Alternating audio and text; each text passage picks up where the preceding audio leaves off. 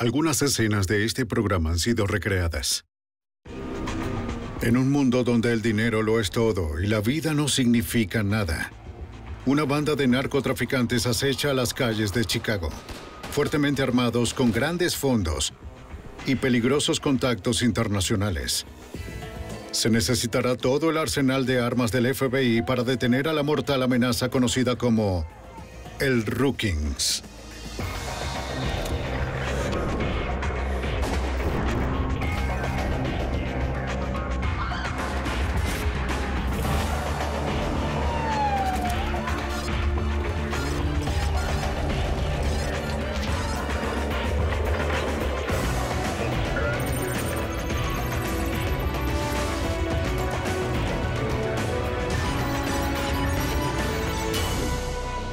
Los archivos del FBI.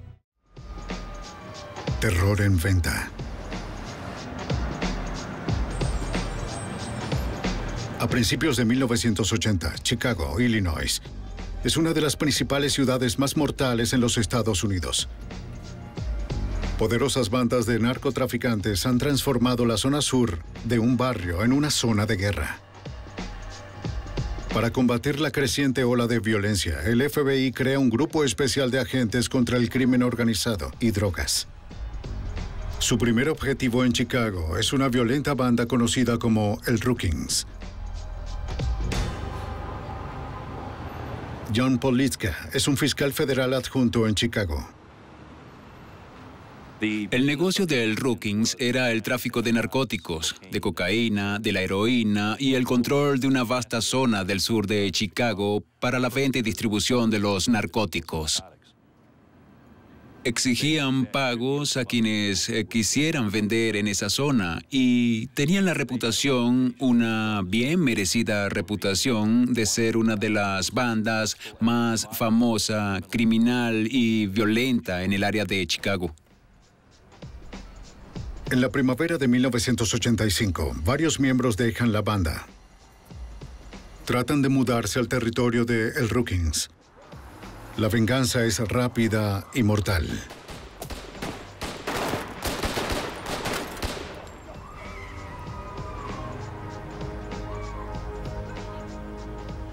¡Oh, señor! Una guerra de territorio se apodera del lado sur de Chicago. A medida que aumentan los asesinatos, el FBI parece impotente para detener tal violencia.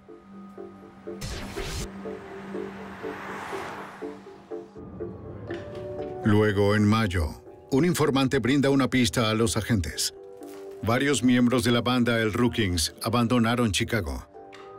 Se esconden en una casa en Cleveland. Muchos de ellos son buscados por asesinato. ¡Arriba las manos! ¡Quietos! ¡Arriba las manos! ¡Quietos ¡No te todos! muevas!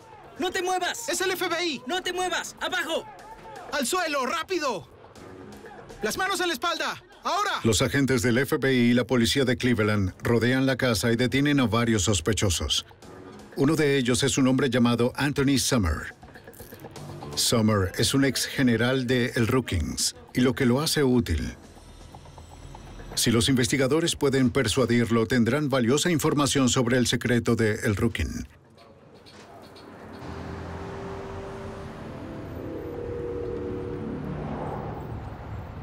Sumner, ¿cómo estás? Los detectives interrogan a Summer por horas. Las drogas en esa casa. Se incrimina en un doble homicidio en Chicago y se enfrenta a un momento serio. ¿Qué está pasando? Las autoridades le ofrecen reducir los cargos, pero solo si Summer declara todo lo que sabe de el Rookings. Al final, el ex general de el Rookings promete cooperar. Alguien intenta llegar al poder. Mientras Summer habla con las autoridades, el panorama es aterrador. La banda de el Rookings tiene cientos de miembros. Están fuertemente armados, bien organizados y están aumentando. Es él. Es Knox. Toda la organización está a cargo de Jeff Ford, un líder conocido por su poder y su brutalidad. Él es Jeff Ford. Él era el jefe que controlaba toda la organización. Tenía bajo su cargo a 21 generales y así mantuvo su poder. Si alguien trataba de tomar su poder o el de sus 21 generales, había otras 20 personas que se lo dirían para que él se vengara.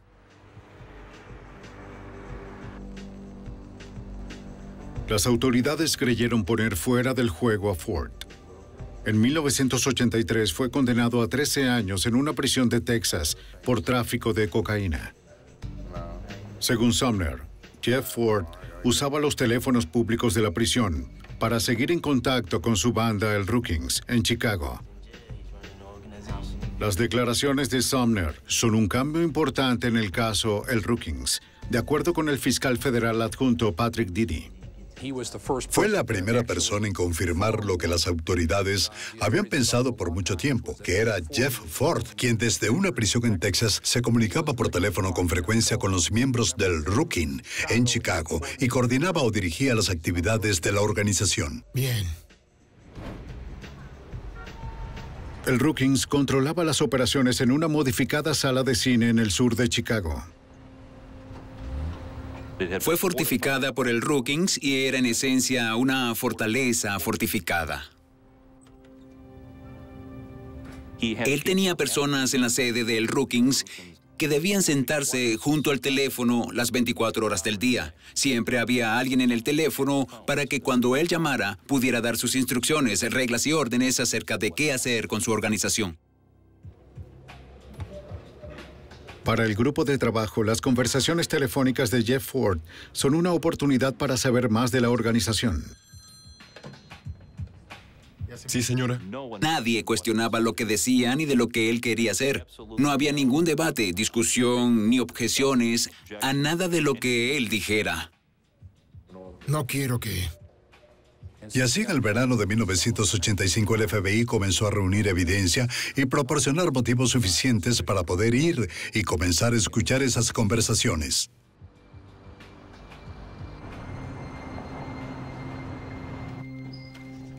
Los agentes hacen guardias de 24 horas para grabar las llamadas telefónicas del líder.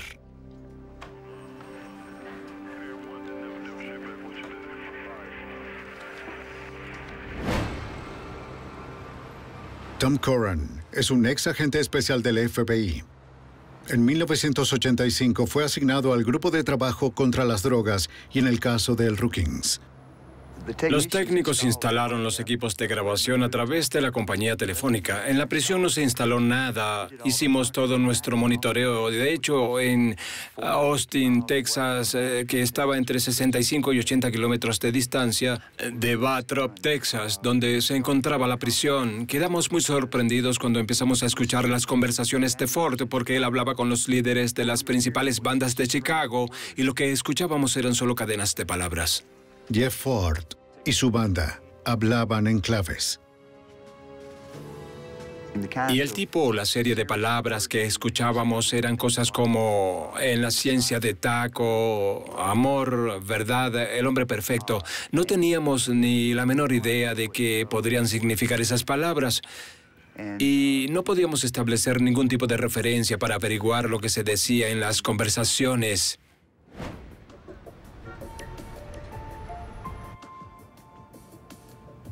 Los agentes creían que Ford y el Rookings discutían por tráfico de drogas. Bien. Pero hasta descifrar los códigos de la banda, no pueden probar nada.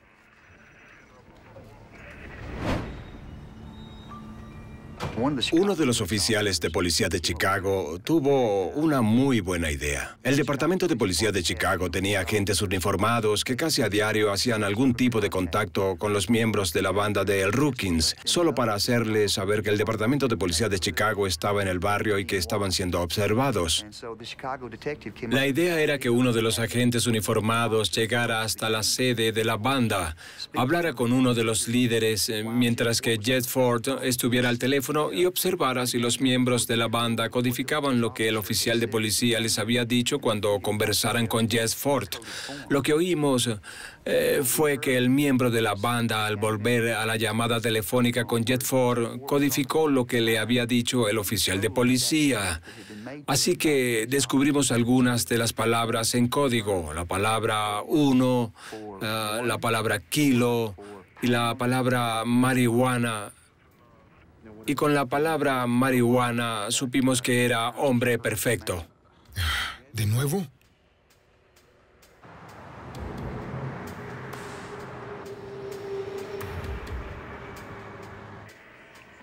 Descifrar el código del Rookings es un trabajo lento y laborioso. Después de 2 meses, los agentes solo conocen una fracción del negocio de la banda.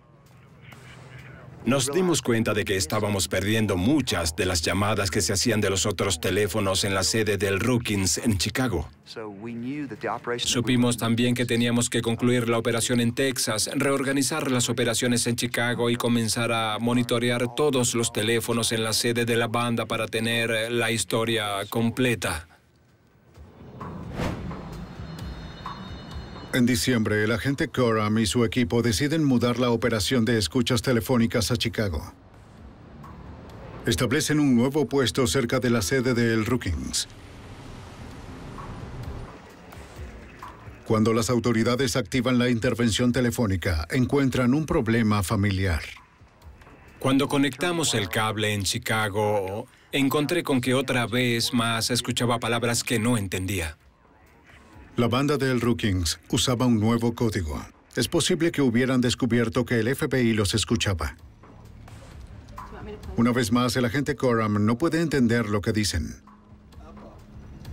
Era como si empezáramos todo de nuevo, justo cuando pensé que íbamos a retomar donde habíamos dejado la operación en Texas.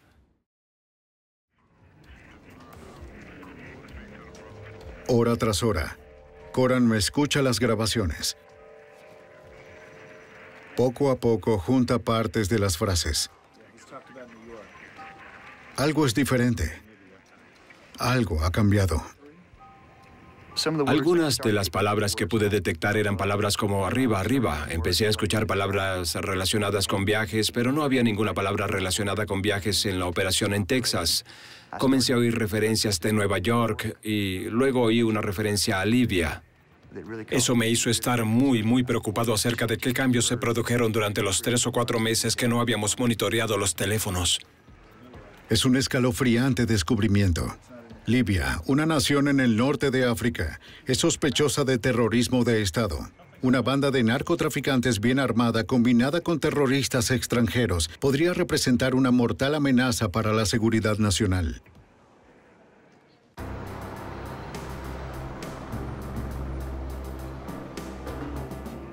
En Chicago, una grabación telefónica del FBI revela que Jeff Ford sigue controlando la banda del Rookings desde la prisión. Aunque la banda habla en códigos, las autoridades descubren que hablan de Libia, un país sospechoso de terrorismo. Los investigadores de las fuerzas antidrogas de Chicago pasan horas escuchando las grabaciones. Para el agente especial Tom Coram, esto no tiene sentido. ¿Por qué una banda de narcotraficantes de Chicago habla sobre Libia? Retomé todo desde el principio y escuchando las conversaciones, de nuevo comencé a juntar parte de los fragmentos de las conversaciones y llegué a la conclusión de que hablaban de haber conocido a alguien en Libia que les daría dinero para destruir un avión aquí en los Estados Unidos.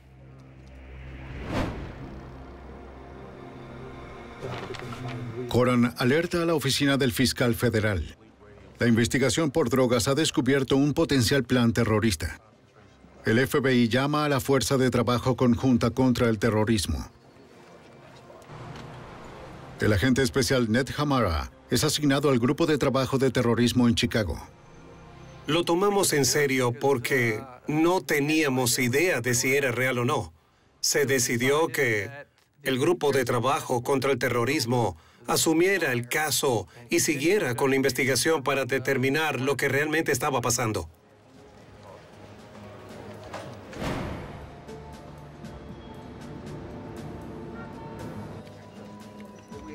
El grupo de trabajo antidrogas ofreció colaborar para oír las conversaciones telefónicas y las grabaciones. Una escucha telefónica en Chicago. Si las autoridades esperaban descubrir los planes de El Rookings, debían descifrar el nuevo código con rapidez y por completo. Esta es la conversación. En ese momento, nuestros equipos de vigilancia comenzaron con su trabajo. Fred Witt es un teniente del Departamento de Policía de Chicago. Su especialidad es la vigilancia. En 1985, Witt es asignado al Grupo de Trabajo para el Terrorismo del FBI. Nos trajeron porque sabían que necesitarían vigilancia y también porque varios de los policías de Chicago habían trabajado antes en el Rookings y serían útiles para fijar la estrategia de trabajar con esa organización. El trabajo del equipo de vigilancia consiste en observaciones físicas que se pueden comparar con la información de los agentes que escuchan las grabaciones. En esencia, vigilábamos las 24 horas a los diferentes miembros de la banda que aparecieron en las conversaciones con Jeff Ford. Vigilábamos a esos miembros y tratábamos de seguir sus actividades.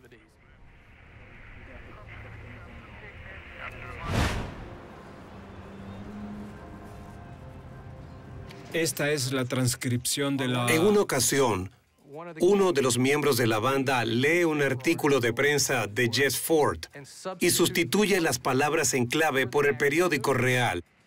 Así obtuvimos una interpretación literal de alguna de esas palabras en clave porque describía un incidente en el sur de Chicago, donde hubo un tiroteo que implicaba a un propietario y a algún vecino.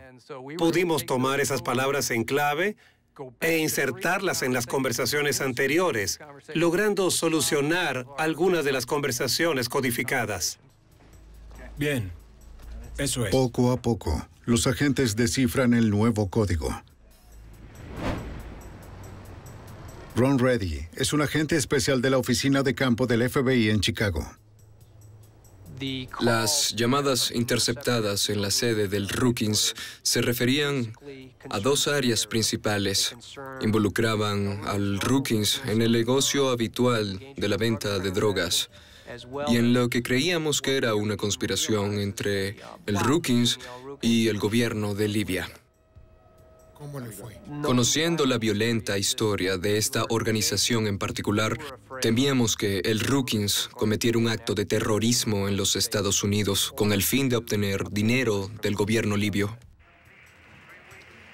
Las autoridades se enteran por las grabaciones de que varios miembros de la banda del Rookings viajaron recientemente a Libia. Los agentes siguen monitoreando las conversaciones de la banda, pero la situación se deteriora con Libia. El 2 de abril de 1986, explota una bomba a bordo del vuelo TWA-840 entre Roma y Atenas. 4 estadounidenses mueren y 9 resultan heridos. El FBI sospecha que el gobierno de Libia y el presidente Muammar Gaddafi son responsables de la matanza.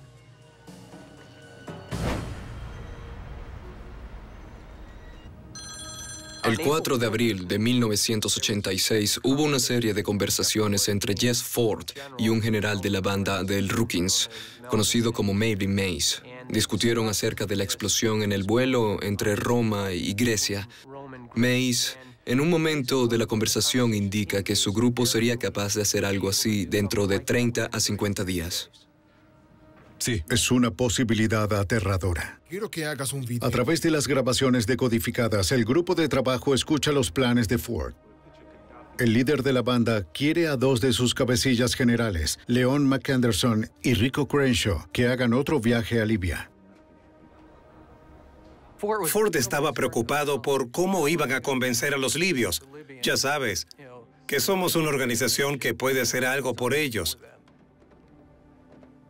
Habló de conseguir recortes de periódicos para mostrarle a los libios que esto es lo que hemos estado haciendo. Esto es lo que podemos hacer. Usted sabe cosas violentas que sucedían, de las cuales el Rookings era responsable.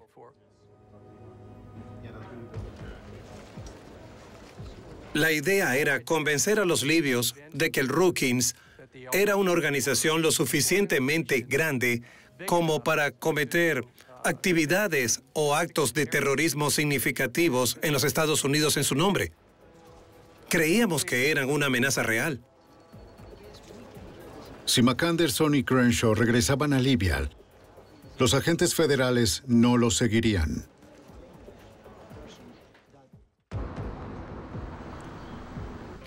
En Chicago, los agentes del FBI y la policía grababan a la banda de El Rookings.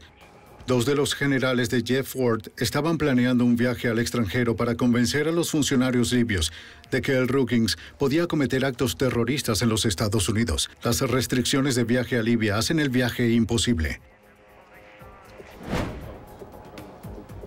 Ron Reddy es un agente especial del FBI asignado a la Fuerza Conjunta contra el Terrorismo.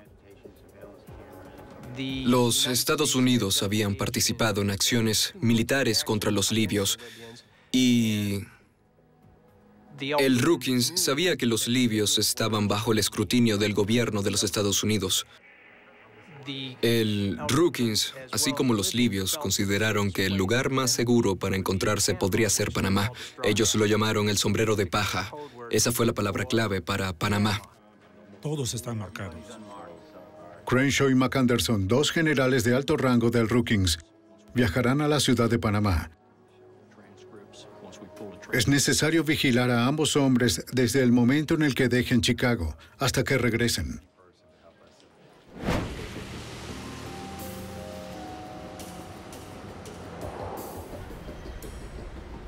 El 3 de mayo, Crenshaw y McAnderson dejan la sede del Rookings. Un equipo de vigilancia no se queda atrás.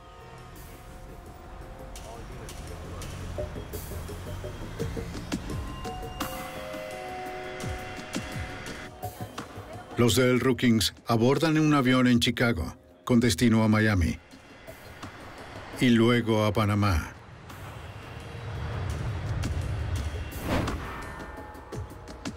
En Panamá, Crenshaw y McAnderson son vistos entrando en la embajada de Libia, de seguro para reunirse con funcionarios del gobierno.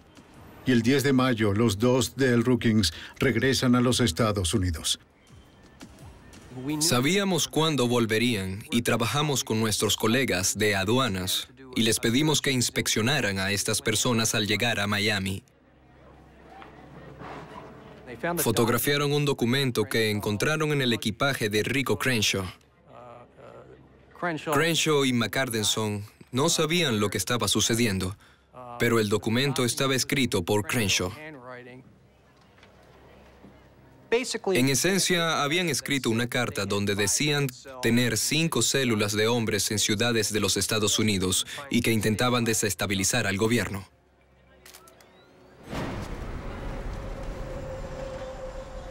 Al día siguiente, el 11 de mayo, se interceptan varias conversaciones telefónicas entre los dos de El Rookings y su líder, Jeff Ford. Crenshaw y McAnderson le dicen a Ford que los libios darán el financiamiento. Ellos depositarán el dinero en un banco panameño en los Estados Unidos. Un abogado con el que se reunieron en Panamá se pondrá en contacto en breve.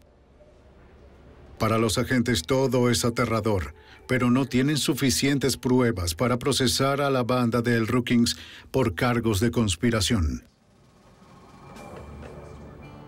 Para que el FBI establezca que se ha cometido un delito, debemos reunir pruebas suficientes para demostrar, más allá de toda duda razonable, que la conspiración se había producido y que el objetivo era la conspiración. Y tuvimos que probar que había un plan serio para cometer un acto de terrorismo aquí en los Estados Unidos.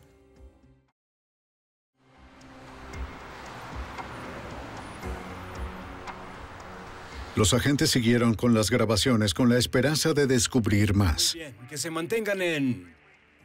En junio, Ford habla de enviar el Rookings a Libia para aprender la fabricación de bombas. Dijo, podemos enviar a algunos de los soldados o miembros que puedan aprender cómo hacer bombas. Estos individuos pueden volver a los Estados Unidos y enseñar a otros miembros cómo fabricar bombas. Por alarmante que sea el escenario, no es suficiente para demostrar una conspiración.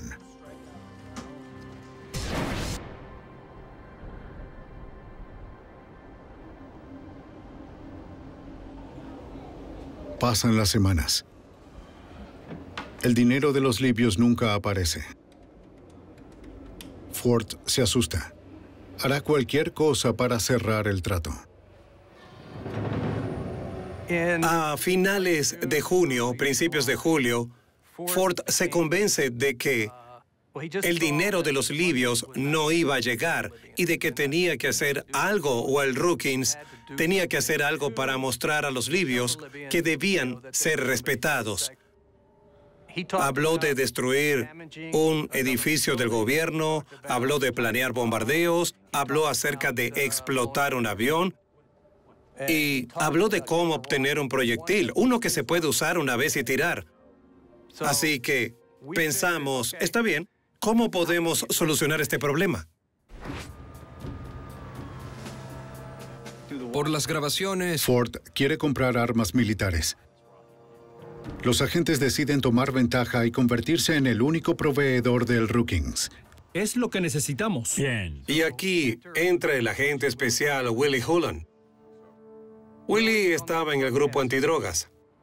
Ya había hecho una compra de drogas con Alan Knox a través de una fuente que colaboraba con el FBI. Alan Knox tiene un alto rango en el Rookings. Los agentes asumen que es consciente de los planes de Ford. Nos dimos cuenta de que podíamos arreglar otra compra de drogas con Alan Knox y en ese momento el agente especial Hulan le insinuó que tenía un contacto de armas y que podría suministrar al Rookings o a alguien más con armas o cualquier equipo militar. Menciona que tiene un amigo que trabaja en una base militar. Un amigo que puede robar armas. Knox está interesado. Willie Hulan es una persona increíble. Es fresco, tranquilo, sereno, trabaja bien bajo presión. Era el ideal para esta situación. Su conocimiento de las bandas callejeras, su calma y recursos. Sí, Willie era perfecto para este papel. Knox cuenta a Hulan sobre el tipo de armas que la banda quiere comprar. Así que si me dan una... Ellos estaban interesados en lanzagranadas. Cuando describió a los lanzadores de granadas, dijo que es el tipo que Clint Eastwood usaría en una película, que obviamente es un cohete Ley. El cohete Ley M-72 es una ligera arma antitanque del ejército de los Estados Unidos. El misil lanzado desde el hombro puede penetrar en una gama de más de 200 metros. Puede destruir un tanque, un edificio o incluso un avión volando a baja altura.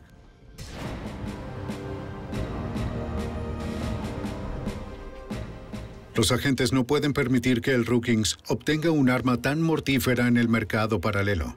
Pero esta situación ofrece oportunidades únicas. Decidimos que el FBI podría suministrar o abastecer al Rookings de un cohete.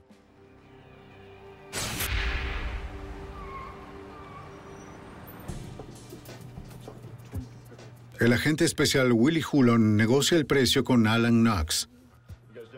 Le dice a Knox que él puede conseguir cohetes Ley por $1,850 cada uno.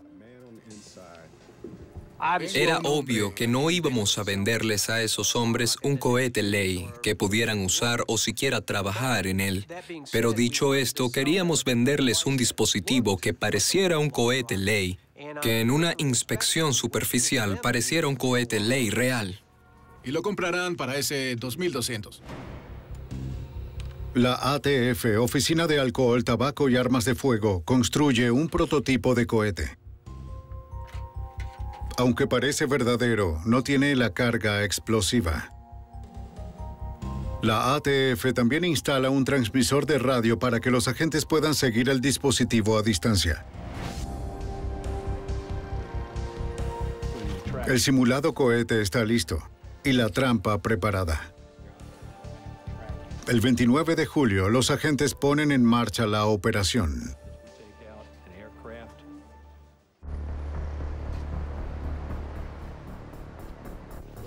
El 29 de julio de 1986, la Fuerza Conjunta contra el Terrorismo del FBI lanza una compleja operación encubierta. Intentan vender un modelo del cohete Ley a el Brookings, una banda de traficantes de drogas que están dispuestos a vender a su propio país a los terroristas libios. Jeff Ford, líder de la banda, muerde el anzuelo y se concreta la compra con Alan Knox.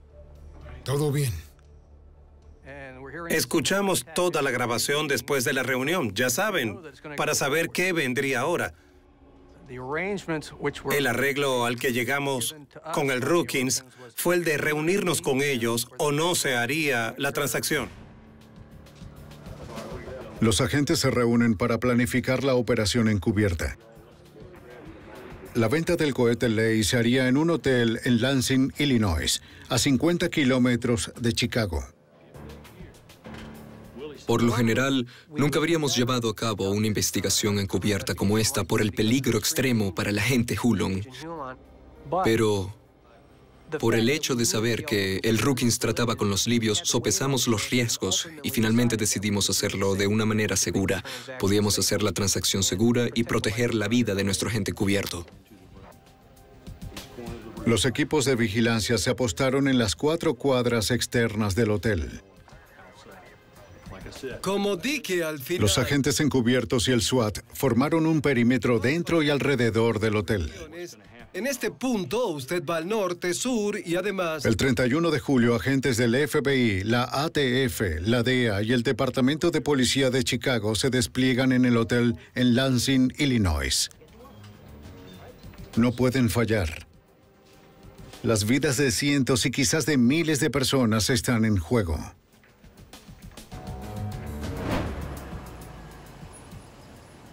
Durante la noche del trato con el cohete Ley, teníamos más de 50 individuos repartidos en diferentes áreas. Los equipos de vigilancia asignados al perímetro exterior están en su posición. Atención a todas las unidades. A las 6:30 de la tarde, un auto ingresa en el perímetro. Hay 2 hombres en su interior. Los agentes no pueden identificar a ninguno de ellos.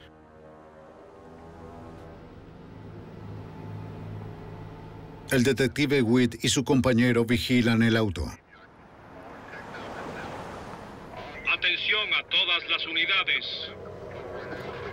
Los siguen hasta una gasolinera cerca.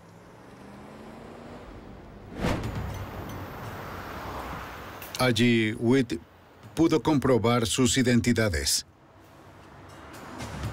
Melvin Mays es el conductor y Alan Knox va como pasajero.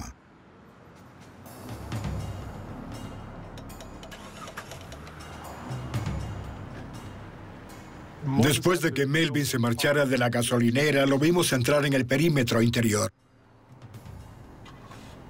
Reportamos la placa del vehículo, el color y la marca, toda la información necesaria para ayudar a mantener el vehículo bajo vigilancia. En el hotel, los agentes toman su posición. Teníamos en suma personal de SWAT, de seguridad y otros agentes en las habitaciones contiguas, por los pasillos, en diferentes pisos, todo para controlar la situación. No queríamos que otras personas subieran de otros pisos o tener ciudadanos que no fueran parte del caso para que no quedaran atrapados en un fuego cruzado.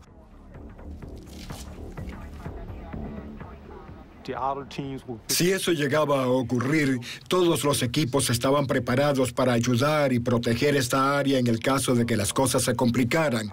Se podría convertir en un potencial cruce de balas.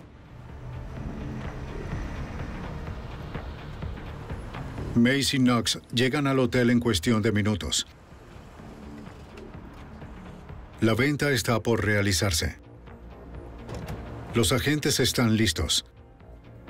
Saben que los del Brookings están dispuestos a hacer lo que sea para cumplir las órdenes de Jeff Ford y completar la compra. En la noche del 31 de julio de 1986, 2 miembros de la banda del Rookings llegan a un hotel en Lansing, Illinois. Arreglaron la compra de un ligero cohete antitanque. Su objetivo, demostrar al gobierno de Libia que el Rookings puede funcionar como terroristas a sueldo. No tienen idea de que el hombre con el que tratan es un agente encubierto del FBI.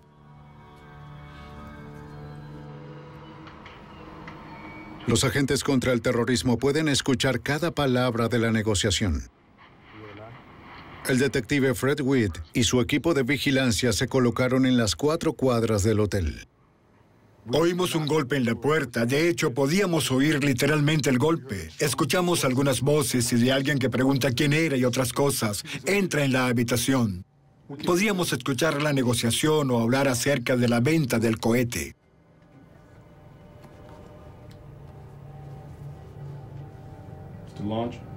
El lanzamiento es algo extra que tendrá que esperar. Vine a ver el lanzador de cohetes. ¿Qué es eso? Son las fotos. Sabes que yo no hago negocio así. Dime dónde está el dinero. Está cerca. Tendrás tu cohete cuando llegue mi dinero.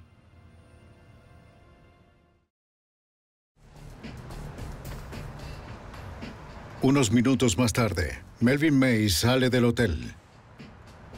Necesita tener confirmación final del líder de la banda, Jeff Ford, antes de completar la venta.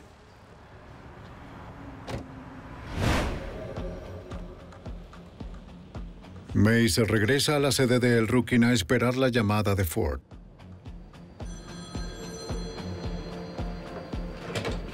Sí, señor. Jeff Ford controla cada aspecto de la organización del Rookings para incluir esta negociación. Las llamadas entre Mays y Jeff Ford son grabadas. Ford parece receloso con la compra. Le preocupa que sea una trampa. Ford instruye a Mays para que lleve a un joven miembro de la banda con él. Deben llegar al hotel en autos por separado. Si la compra es un montaje, Jeff Ford prefiere sacrificar a un joven pandillero de la banda y no poner en riesgo a uno de sus generales.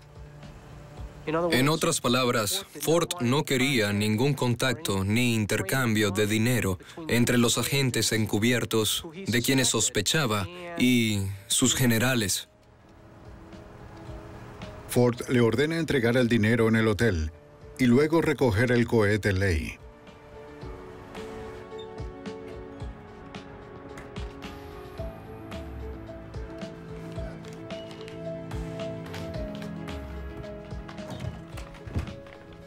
La venta sale como esperaban.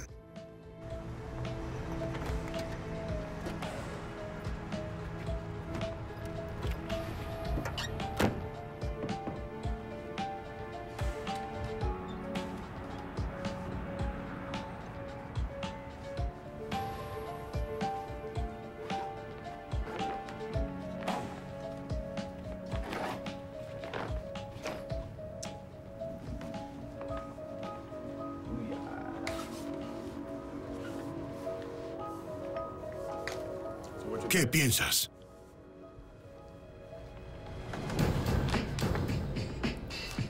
Gracias, señor. Está todo allí, ¿cierto? Es un placer hacer negocios con usted. Todo bien, gracias. Adiós. Gracias. El Rookings no tiene ni idea de que el cohete Ley es una simulación.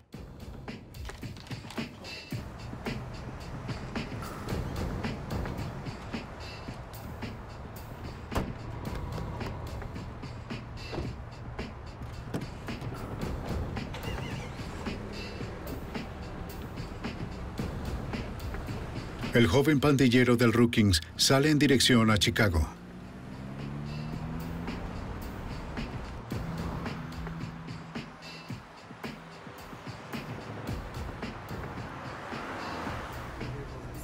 Las unidades de vigilancia lo siguen en la autopista Dan Ryan.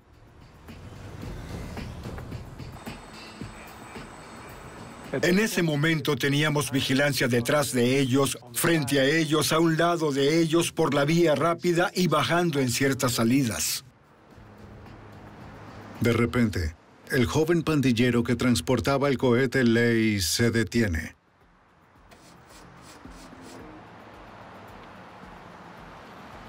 Segundos más tarde, otro vehículo se para junto a él. Es Melvin Mays. ¿Qué estás haciendo? Al parecer, el auto del joven de la banda se accidentó. El cohete Ley es transferido al auto de Mays. Entra a tu auto. No habríamos sabido qué cambió de un vehículo a otro, de una persona a otra, a menos que tuviéramos un ojo físico en esa transacción. El cohete Ley fue equipado con un transmisor de radio y estábamos usando un equipo electrónico y la vigilancia física para seguir el cohete a donde lo almacenarían.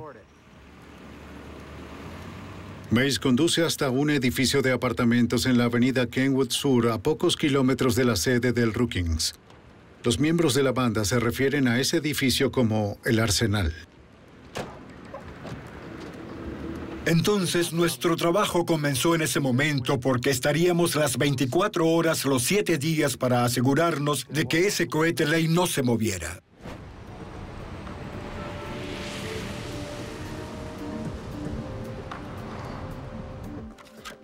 El agente especial Ned Hamara sigue supervisando las grabaciones. Días después, los temores de Ford de que fueran policías se disiparon. En las siguientes conversaciones dice, está bien, vamos a comprar 5 más. Usted sabe, queremos 5 más y vamos a probar uno. Los agentes están preocupados. Ford tiene el objetivo de demostrar sus capacidades terroristas. Tiene la intención de matar a un detective de la policía de Chicago. Un detective que está en el Departamento de Policía de Chicago y que trabajó por años en la banda del Brookings. Ellos lo odiaban y pensaron, está bien, vamos a comprar algunos cohetes, pero vamos a utilizar uno y vamos a probarlo con él. Señores, de acuerdo con la grabación... Todos los abogados y los agentes tomaron una decisión.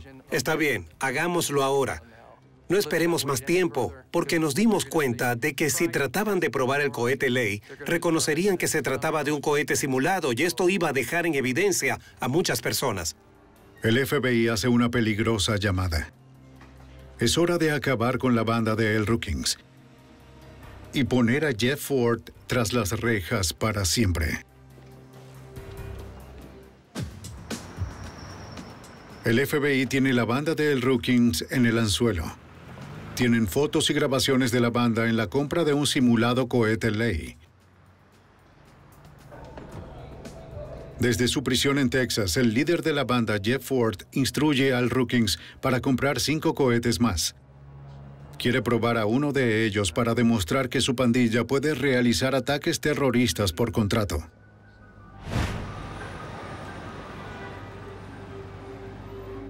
Señores, de acuerdo con la grabación... Tuvimos que evitar que el Brookings tratara de impresionar a los libios. Sentimos que era lo prudente en ese momento cuando habíamos avanzado lo suficiente, que teníamos pruebas para al menos ponerlos tras las rejas por los cargos de posesión de armas o por las actividades terroristas. No les daríamos la oportunidad de poner un cohete Ley de una fuente externa y utilizarlo. Un verdadero cohete Ley en las manos de una banda violenta como el Brookings sería catastrófico. Creo que todo el mundo decidió que era hora de actuar. En la mañana del 5 de agosto, los agentes lanzan redadas simultáneas tanto en la sede del Brookings como en el edificio de apartamentos que llamaban el Arsenal. Ese edificio en la 39 y Drexel era una fortaleza blindada. Tenía puertas de acero sobre ambos frentes y puertas traseras de hierro. Tuvimos que usar una barra ardiente para poder entrar en la fortaleza y ejecutar nuestra orden de registro.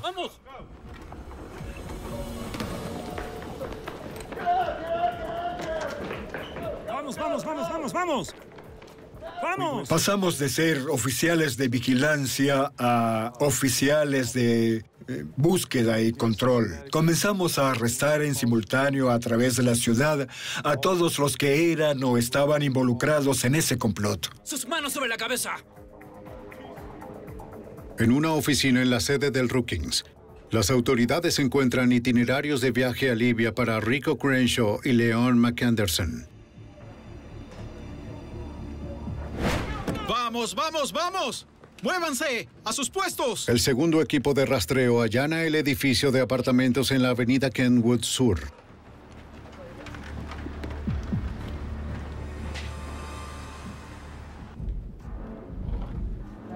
Yo estaba ubicado en Kenwood Sur. Nivel inferior. Nuestro principal objetivo era encontrar el cohete Ley. Hacia arriba y hacia abajo. Caminábamos por todo el complejo, ya sabes, detrás de la gente de la ATF que llevaba el rastreador, y él iba arriba y abajo y todo alrededor. El sonido se hacía cada vez más fuerte. Estuvimos allí como por una media hora y seguíamos caminando.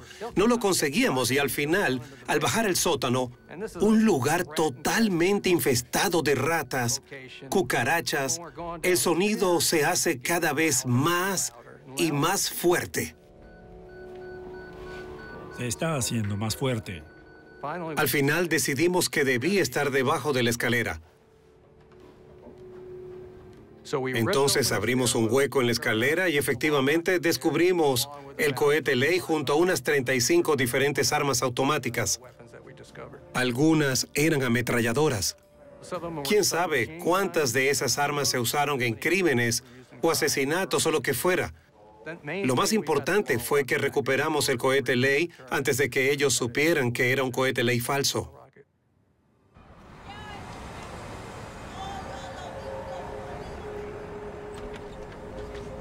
¡Manos arriba! ¡Manos arriba! McAnderson y Crenshaw son arrestados sin incidentes. ¡Tírate al suelo! ¡Vamos, manos arriba! Abajo, abajo. Ponga sus manos en la cabeza. ¡Las manos en la cabeza!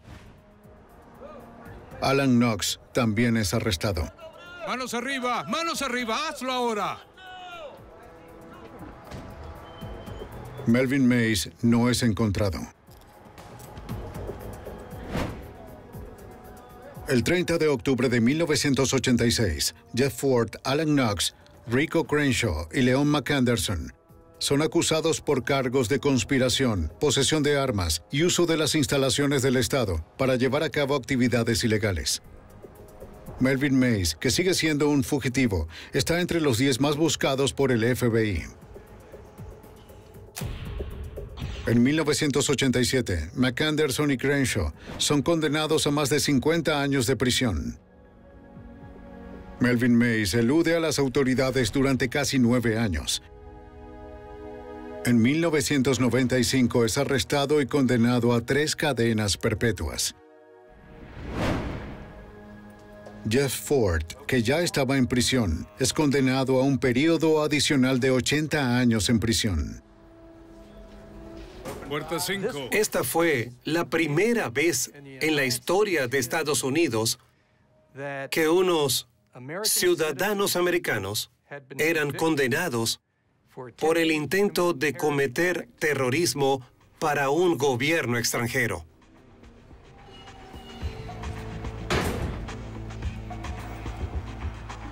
Para la policía de Chicago, el caso del Brookings es una gran victoria.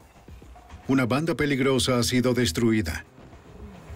Para el FBI, el caso del Brookings es una batalla ganada en la guerra en contra del terrorismo.